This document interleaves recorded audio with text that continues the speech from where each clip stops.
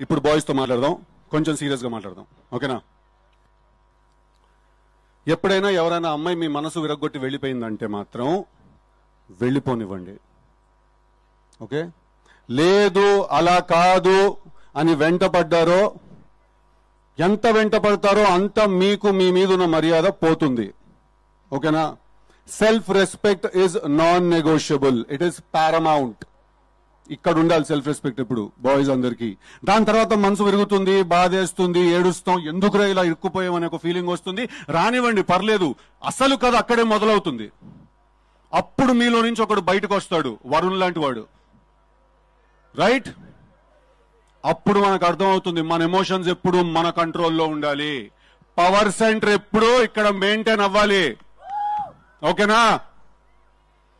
మీకు ఇంకేమన్నా కొన్ని డౌట్ లేదన్నా మిగిలిపోతే తప్పకుండా అక్టోబర్ 17th థియేటర్కి వచ్చి తెలుసు కదా సినిమా చూడండి. ఒకటి, ఇవాళ ఇక్కడ ఉన్న ఆడపిల్లలందరితో మాట్లాడమని.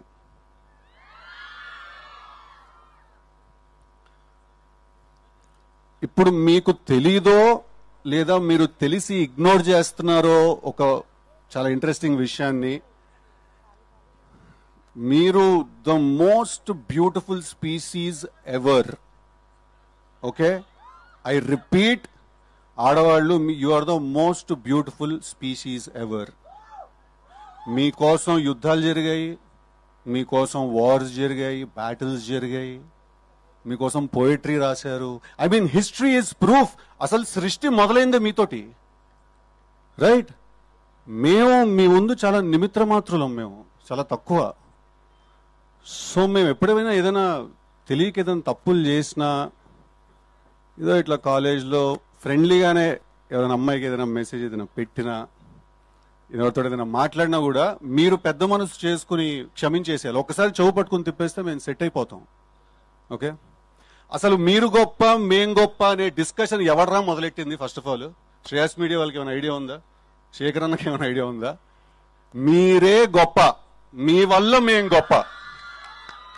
ఐ రిపీట్, మీరే గొప్ప, మీ వల్ల మేం గొప్ప, ఓకే? ఓకేనా? I love you all. అంత అందం ఉన్నప్పుడు మేము కూడా ఒకళ్ళని ప్రేమించాలంటే కొంచెం కష్టం, ఓకే? ఈ సినిమాలో వరుణ్ అనే క్యారెక్టర్ ఒక గన్ను పట్టుకోకుండా, ఒక కత్తి పట్టుకోకుండా, ఒక్క చుక్క కూడా రక్తం చిందించకుండా emotional warfare and psychological violence ని జనరేట్ చేస్తాడు థియేటర్ లో.